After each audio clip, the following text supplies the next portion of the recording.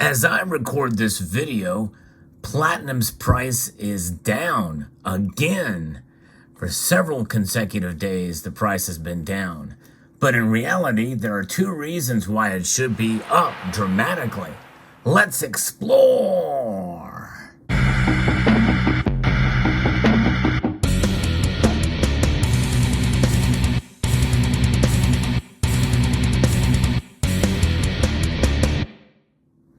It may just be a matter of time before we see the prices of platinum go up, but I've made several bullish videos on platinum thinking that it's probably going to happen fairly soon.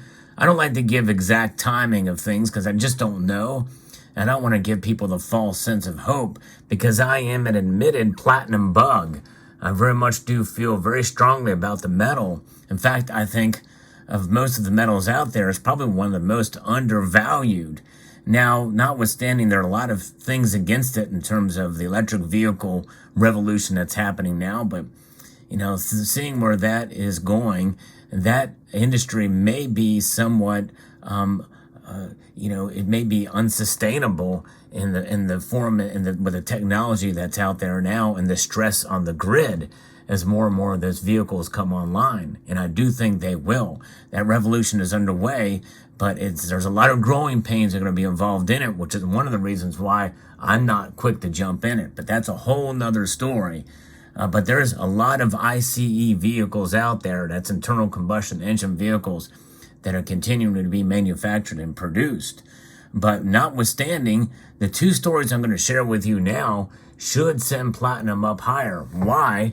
Because, it's a rare metal, much more rare than gold, and gold is rare.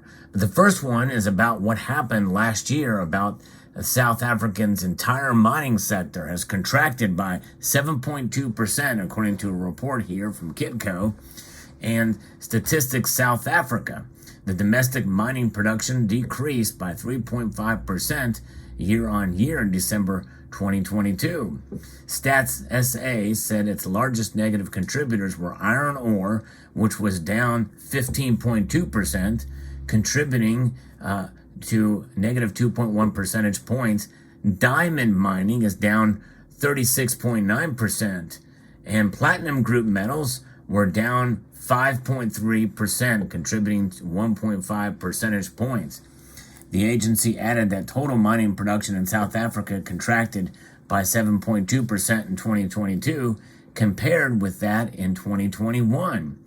And 2021, obviously was still recovering from the pandemic. 2022, we would have recovered more during that time in that region.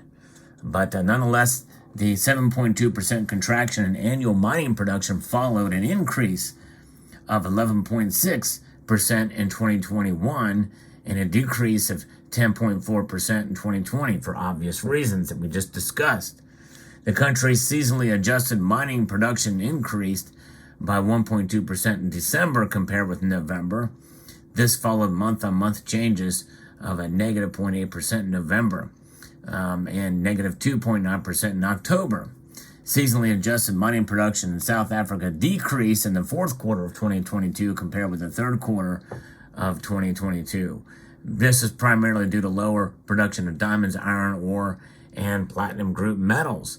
So that 5.3% of the platinum group metals, when you think about platinum and palladium, you would think that would send it higher. Now, South Africa is one of the major producers of platinum out there, and palladium too, but most people see palladium as being well overpriced. And in fact, we're starting to see kind of that shift and retooling.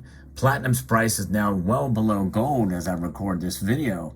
And it wasn't that way just not that long ago. And so where does this take us? This takes us to a potential to see platinum's price go up.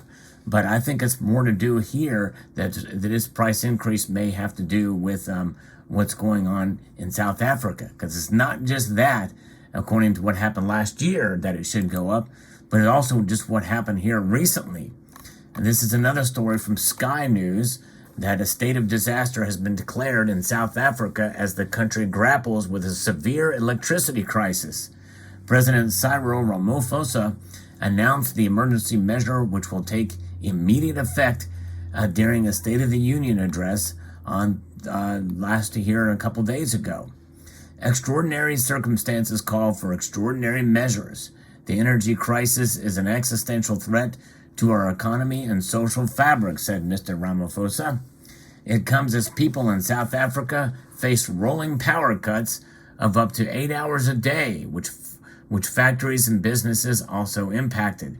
The country's power company, Eskom, is unable to produce adequate power due to frequent breakdowns at its aging coal-fired power stations. These stations generate little more than half of the capacity, with demand for power consistently outstripping supply. Eskom has warned South Africans to expect prolonged periods of power cuts and has been implementing a policy of rolling blackouts, which it calls load shedding. South Africa previously implemented a state of disaster to deal with the COVID-19 pandemic in 2020 in the aftermath of deadly floods that killed more than 400 people last year. According to Mr. Ramaphosa, the declaration will enable his government to exempt essential services such as hospitals and water treatment plants from power blackouts. It will also enable the government to purchase additional power from neighboring countries on an emergency basis, allowing them to make diesel-powered generators and solar panels more widely available, said Mr. Ramaphosa. Alongside announcing the state of disaster, Mr. Ramaphosa announced that he will appoint an electricity minister whose sole focus will be to deal with the crisis.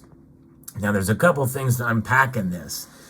Number one is, yes, I'm all about clean energy and about solar panels. I have them on my home, and I think they're great. But there's just not enough solar panels out there to meet the demand, and I think even in South Africa, that's going to be the case as well, too. And there's even a greater demand with all these electric vehicles that undoubtedly are probably implementing or are being seen and distributed in the South African market, at least to some extent. Those things soak up a lot of electricity, and in cold weather months, the batteries do not hold their charge for near as long. And by the way, the carbon impact of an electric vehicle is far greater than a gasoline vehicle when you take into account what it takes to actually produce it. All of the rare earth metals and the like, much more copper involved, much more silver involved, by the way, as well too, and less, not as so much platinum, but nonetheless, the effect on electricity could have a direct impact on mining. That's right, on mining, which means they may be scaling back some of their mining again this year, which them being the world's probably the biggest producer of that, along with Russia. We know what's going on in Russia, and the sanctions there has not really had a direct impact on price yet, but it should. Will it? I don't know at this point.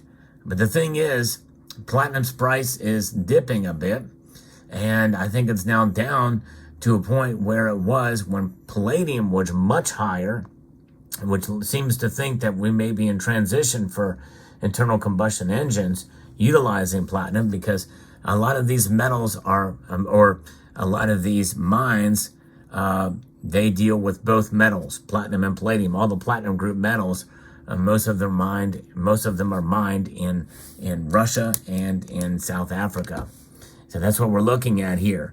And I've always been a believer, and I've bought in the last couple of years more platinum than I have at any other point in my life, because I do believe in the metal. But platinum is one of those metals that is what I refer to as a fringe precious metal. In other words, it is really more of a risky venture. It is utilized in coins, such as you see here, in a bullion form, and it has been for quite a while. The United States started producing their platinum coins in 1997, and I forget exactly when the Royal Canadian Mint did theirs, but I have a piece here that I enjoy to hold.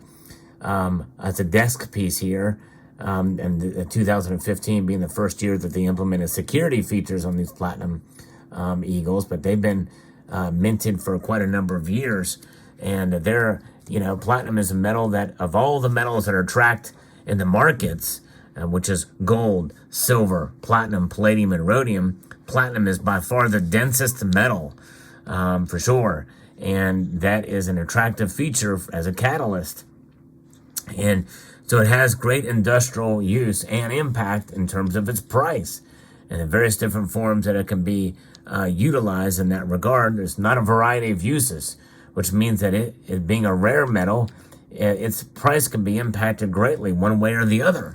Many people say that's exactly what happened to its sister metal, rhodium, which is far more rare, far more limited in application, and it's enjoyed a quite volatile run. And platinum very well could mirror that, and I think to some extent it is on a much smaller scale, by the way, but still, it's risky. But I think in reality, when you look at the fundamentals that we've talked about here, it should be much higher than it is now, in my view. And I think that's the view of many others. In fact, even some professional financial analysts, which I'm not one. But still, I think it's a metal that we should keep in as a potential to diversify our portfolios. One that you definitely don't want to necessarily stack on the regular. I know I don't. But hey, if you have a little bit of money to spare and you want to take advantage of a very big dip in price, it might be a good idea to do that. Or based off of stories like this that seemingly should impact the price. And I use that word. That word is a running theme in this video. In fact, put the word should down in quotes in the comment section below if you agree with me that it should, not that it will, but it should make its price go up. But you know, we've seen stranger things happen when market dynamics don't play out the way reason and logic say they should. But, and again, there's that word again, should. Shoulda, woulda, coulda. But you know what? That's just it. Whenever you have platinum in your portfolio, it's really as a way to diversify. But platinum is not for everybody. There's plenty of folks that watch this channel who may be interested in the video, but maybe not so much in platinum itself. And let me know what your thoughts are too. It's not for everybody, but let me know. I like to extend a multitude of gratitude to each and every one of you for taking the time to watch this video. And I want to encourage you to please rate this video. That means press that thumbs up button down below. Yes, indeed. Share it with all of your friends and neighbors and cohorts. Comment and subscribe.